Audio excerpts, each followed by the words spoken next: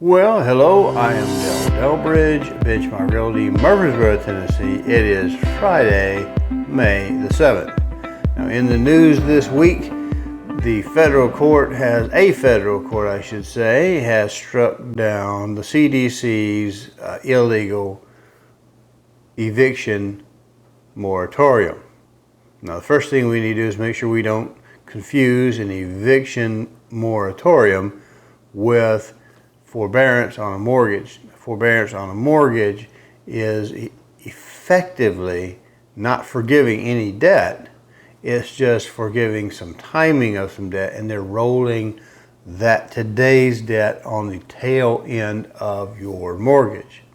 That's completely different than a moratorium on eviction. There are a lot of people been sitting back on unemployment, enjoying these election year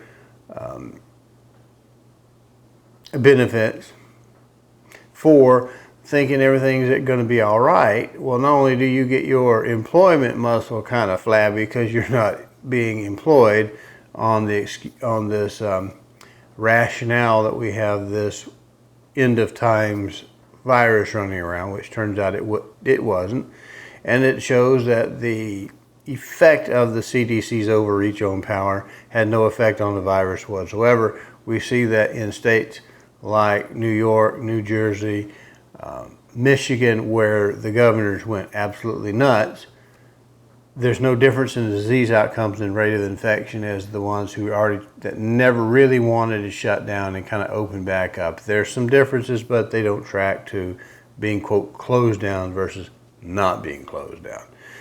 So as states roar back to the Trump era level production, like Florida's doing well, we've got a lot of states doing well. Tennessee's essentially at 100% employment. There are unemployed people, but the unemployment number, in just pure numbers, there's about that many jobs. They may be low paying, but there's about that many jobs that are available and open right now. In fact, your favorite restaurant may not open its dining room simply because it can't get people to show up to go to work. Now, because they're making those level jobs may not pay as much as this temporary unemployment. The problem with that temporary unemployment is you're going to run out of somebody else's money eventually. Now, I think it's extended quite a bit out. Tennessee was in the news today, yesterday as well.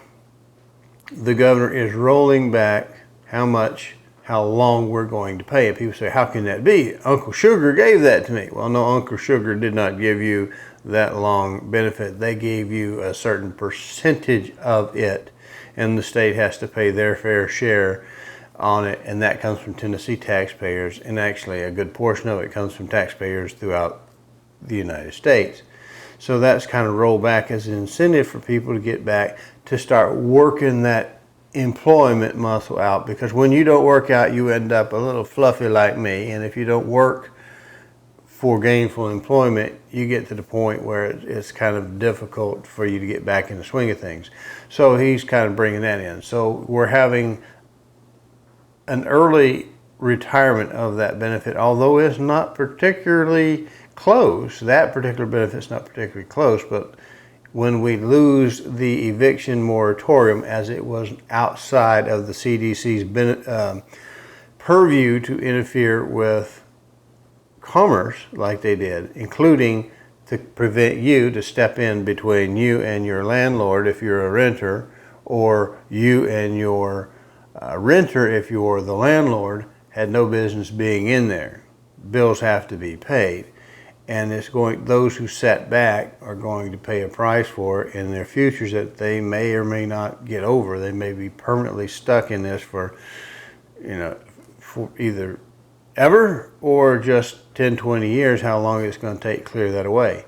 Because once you lose your current protection from not paying your bill for a year or so, the next person who's going to rent to you doesn't have to rent to you based upon your credit worthiness and your ability to pay.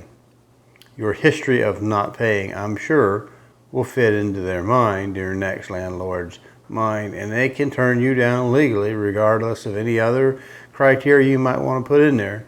If you don't have the money to pay, they don't have to rent to you.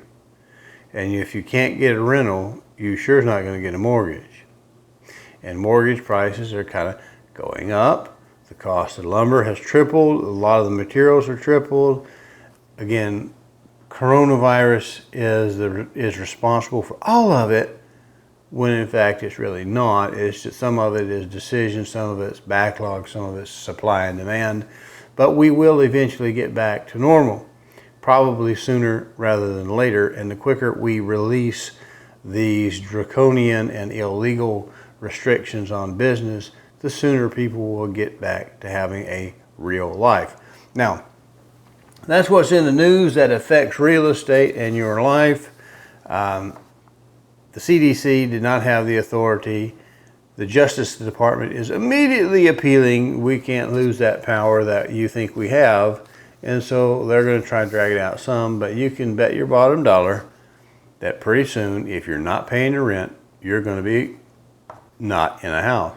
Now, it'll take some time for the court orders to show through and the sheriff's department to come up with evictions, and there'll be some drama and some stuff on TV, but the bottom line is pay your debts. It's part of adulting, I don't know. So now that I've harshed your mellow for a Friday, May the 7th, let's look at last week's numbers right after this important word from your presenter. Hello, I'm Dale Delbridge of Benchmark Realty, Murfreesboro, Tennessee.